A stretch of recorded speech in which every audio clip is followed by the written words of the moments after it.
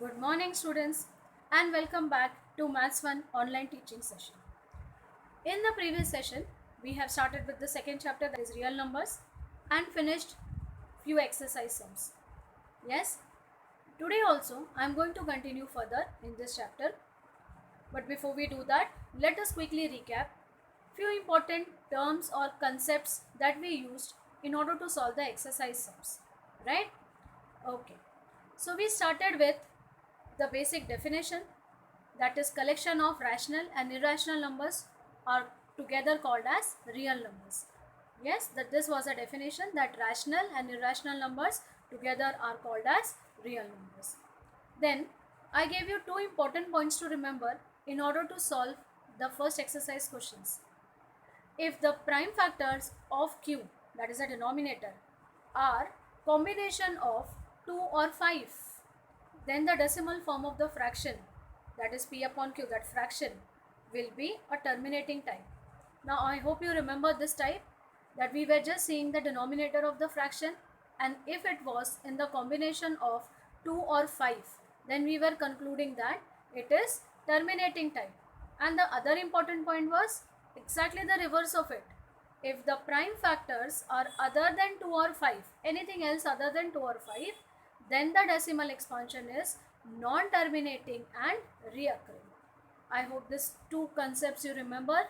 We have used these two properties and solved sums of the exercise, and then we learned how to find rational numbers between any two given numbers. Correct?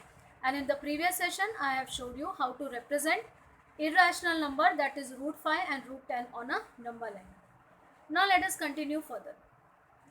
In this chapter, before I take the next concept, you need to understand few important points. For that, let us consider this few examples. Okay. Now I have written here the first example as 5 square. Everybody knows what it is. 5 square is nothing but 5 into 5. Since this is 2, I am multiplying 5 2 times. And what is 5 into 5? 25. Correct? This is known. Similarly, if I give you 2 cube, how to write it in expanded expansion form, as a product form, it will be 2 into 2 into 2. Why? Because now it is 3 raised to 3, so it is multiplied 3 times. And what is the answer? 8. So this basic thing I hope everybody knows. If I want to write it in the other way, how will I write it? See, it will be written as square root of 25 is, I hope you know it. Yes. Can you answer? Yes. Square root of 25 is 5. See this. Or how it can be shown by symbols? Square root of 25 is nothing but 5. This. I hope you know this, right? This is what we have already learned in lower standards. Or, now since this is square root, square, and this is 2, you can also write this as second root of 25 is 5. Okay? Second root of 25 is 5. Now same way, if I will consider the next example, what it is? It is 2 cube. How can I write it as? 2 cube can be written as 2 into 2, that is 8. Now since it is cube, how will I write? Cube root of 8. How to write it using symbols? This way. Cube root of 8. Yes, cube root of 8 is nothing but 2. Correct? And since this is raised to 3, this can also be written as third root of 8 is 2. I hope you are understanding it. Cube root is nothing but third root. Square root is nothing but second root. Like this, if it is raised to any number, you can write as that root. Okay. Now since this is raised to 3, I am writing it as third root of 8 is 2. Now if I want to generalize this, see how I have written. It was 2 raised to 3. It was 5 raised to 2. Now in general, if I want to write, I will write it as x raised to n. And what is the meaning of this? See, when it was 2 raised to 3, it means that 2 is multiplied 3 times.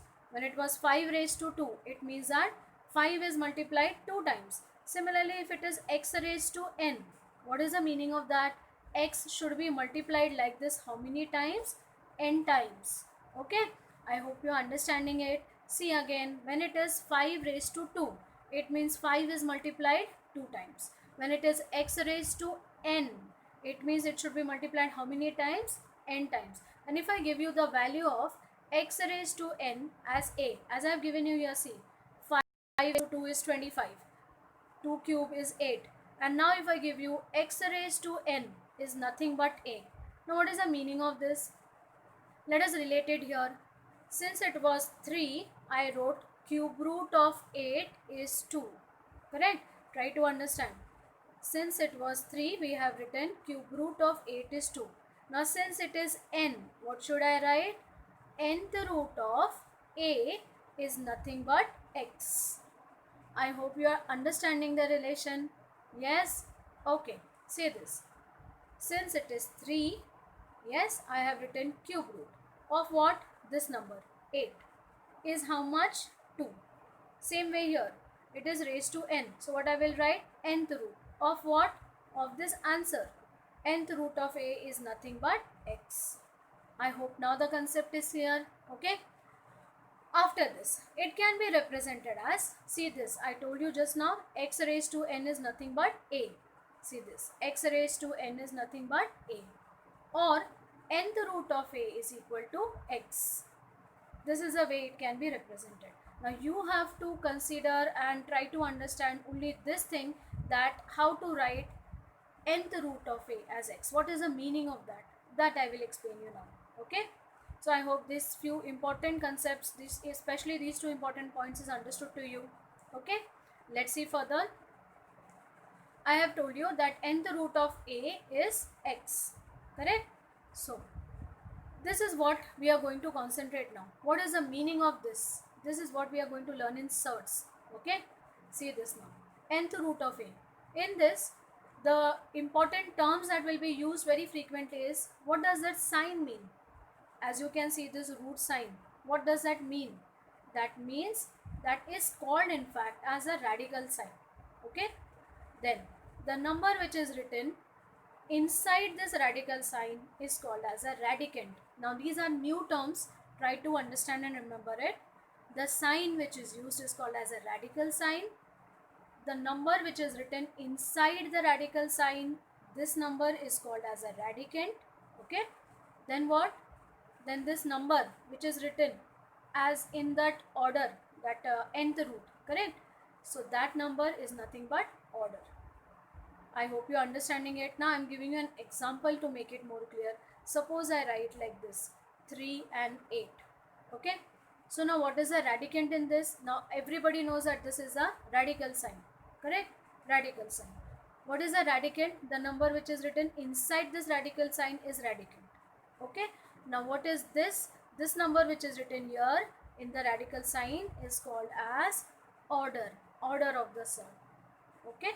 So I hope the symbols are understood to you. The sign, what the words which will be typically used in surds, like radical sign, radicand and order. Okay. Now moving further, now what I will do is, I will give you the definition of surd. Okay. At beginning you might find it difficult. Don't worry, it is very easy. Let us understand. If a is a positive rational number and nth root of a is x, and if this x is an irrational number, then it is a surd. Now I know most of you must have not understood it. I want you to write this definition one by one. I'll explain you each and every terms that are used here. Now there are, as you can see, 3 important terms used. That is positive rational number. Yes, for what? For a. Whenever you see a, it should be a positive rational number. Nth root of a is x. The answer of this should be an irrational number. Okay, then we can say that x is a surd. I will explain this with the help of an example. I just want you to write this definition first. Okay, I'll explain you this definition again with the help of an example. Don't worry. Now see this. These are few important points to remember. I would like you to write this also in your notebook. Now I have just given you the definition of surd. Few must have understood, few must have found it difficult. For them, those who are finding it difficult, say this, the basic definition, and try to understand. Nth root of a is equal to x is a surd. When I can say that it is a surd, I have to consider these 3 important points. The first point is this, that n is an integer greater than 1. Okay. Now what is the meaning of this? That the order which is written here, should be an integer. It cannot be a negative number and it cannot be decimal points. It should be greater than 1. Yes, it should be an integer and it should be greater than 1. A should be positive real number. The number which is written here inside this should be a positive real number, and x should be an irrational number. Now again I am explaining you this. Just listen this 3 important points. If you know, you will be able to solve sums based on this. This is the first point. What? N is an integer greater than 1. Okay. Now this is the second point. What? A is a positive rational number. And this is the third point. X should be an irrational number. Okay. N, the order should be greater than 1. The radicand, that is A, which is written inside this, should be a positive rational number, and as such the answer of this, what I get as x, should be an irrational number. Now let us understand this with the help of an example. See this. I have written cube root of 7. Now are these 3 conditions satisfied here? N is an integer greater than 1. Now what is the value of n in this? N is the order, right? What is the value of n? N is nothing but 3. As you can see, value of n is 3. Is this greater than 1? Yes, very well, it is greater than 1, correct? What is the second condition? A should be a positive real number. Now look at the value of A. Now where is A? A is here inside this. It is 7. Is it a positive real number? Yes. The second condition is satisfied. Third condition is x should be an irrational number. Now what is the meaning of this? That cube root of 7 is an irrational number. Do you get an answer to this? No. Direct answer we don't get. It's not a perfect square or a perfect cube. So it is an irrational number. All the 3 conditions are satisfied. Therefore I can say that cube root of 7 is a surd. Yes? See this. One more example. If I give you, suppose, if I give you an example like minus cube root of minus 7. Now try to think about it and tell me whether it is a surd. Yes? See the order. The value of n is how much? 3.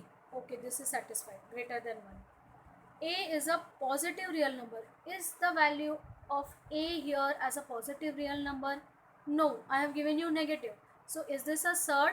You can say no, this is not a surd. I hope now you are understanding it. 3 important points to remember. That value of n should be positive number, like it should be greater than 1. The radicand should be a positive number, and as such the value of x should be an irrational number. Do not worry, you just write this all. As we are doing exercise sums, you will understand it much better. Okay, now let's see. I hope all these important things you are writing as well. Now we come to practice set 2.3, question number 1. In this you just have to state the order of the surds which are given below. Okay, you can also write this in a tabular form like this. Now I hope everybody is understanding this. See, these are the 5 questions that are asked, and I need to write the order of it. That's it. No, nothing else. We just have to write the order. Now what is the order here? 3. This is what is called as a order. As I have told you, nth root of A. In this is called as a order. So related here, we have cube root of 7. So order is 3. What is the order here? It is not 5. It is written like this. 5 is an integer part and then square root of 12. Yes, this is different, and 5th root of 12 is different. When it is like this, then the order is 5. When 5 is an integer part, don't write 5 as an order.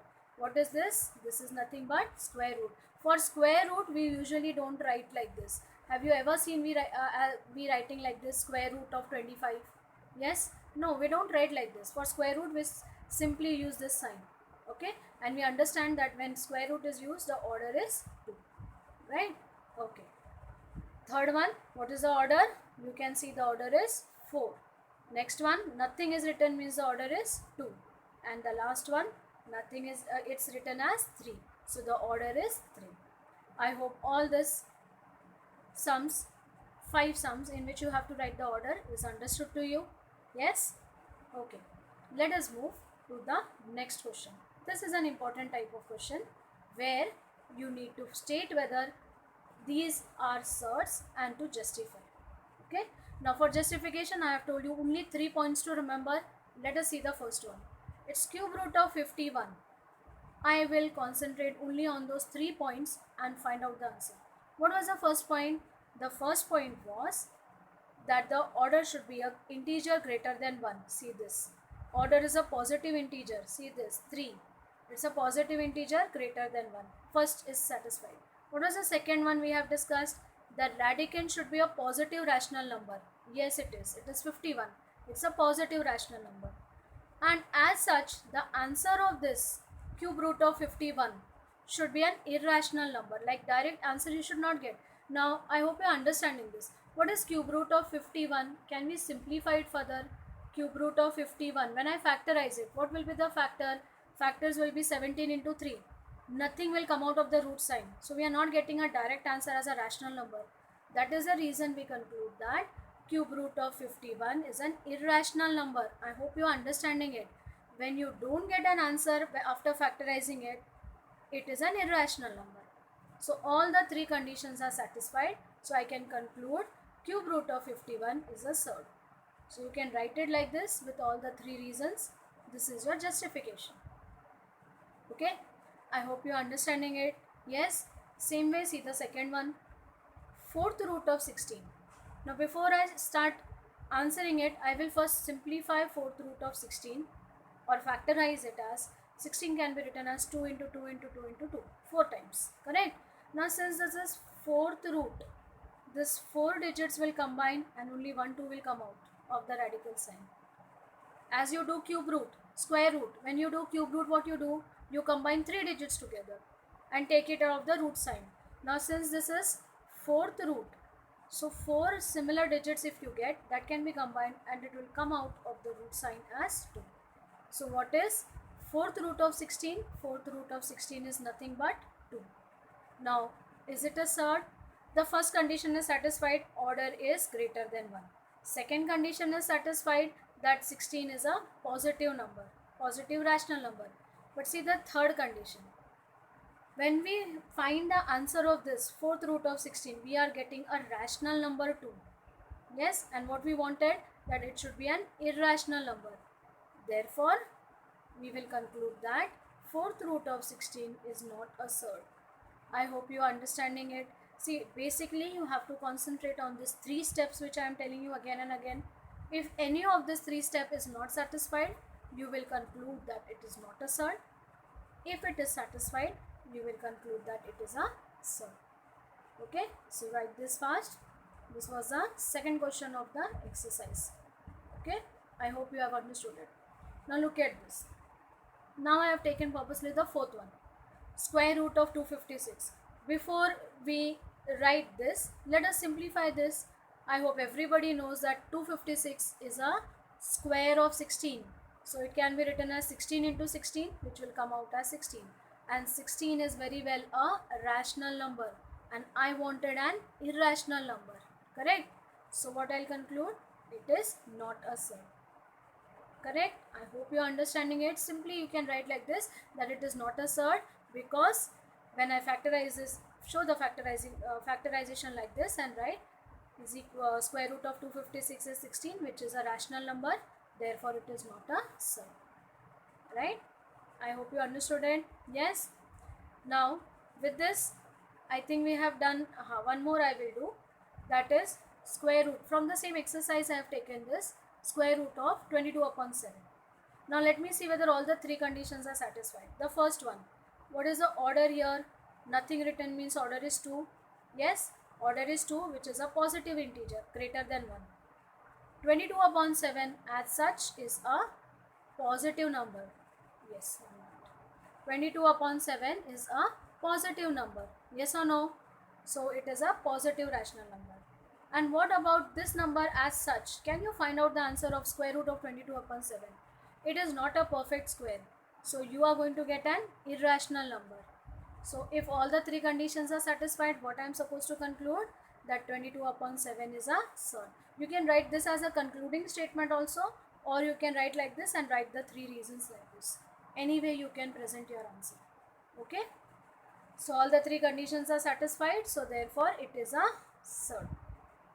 I hope you have understood this. Everybody, I hope you are writing also. I want you to complete it in your notebook. Okay. Now, based on this, I am giving you two sums as assignment, which you can do in your notebook itself wherever you are solving this exercise question. Now see this. This is first one, that is fifth root of 81. Now fifth root of 81, how to do? 81 can be factorized as 3 into 3 into 3 into 3. Yes or no? See, 3 3s are 9. 3 3s are 9, 9 3s are 27, 27 3s are 81. Now since it was fifth root, I should have got 3 5 times. But how many times I am getting it? 4 times. I hope you are understanding it. So therefore I will not get an answer to it, or it's an irrational number. Direct a rational number we are not going to get. If one more 3 was here, I would have written the answer as 3. Since it is fifth root and we have got 3 only 4 times, it is an irrational number. So what you can conclude as such about this, that it is a surd. But when I take this sum, the second one, what it is? Cube root of 64. Yes, cube root of 64. How can you write this? You can factorize by 2 also. I am factorizing it directly by 4. Yes, I hope you know this, that it is 4 into 4 into 4. 4 4s are 16, 16 4s are 64. Since it is cube root, this 3 times 4, we can take it out of the radical sign as 4. So what we will get? A rational number. Yes, it is no longer an irrational number. The answer to this cube root of 64 is 4, which is a rational number itself.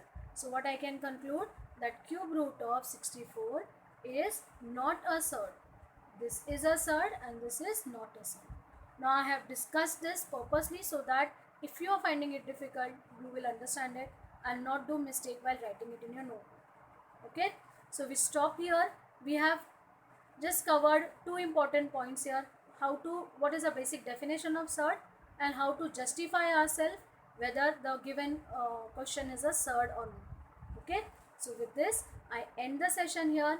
Practice these sums if you want to really understand, and write it in your notebook and complete till here. Remaining will continue in the next session. Thank you.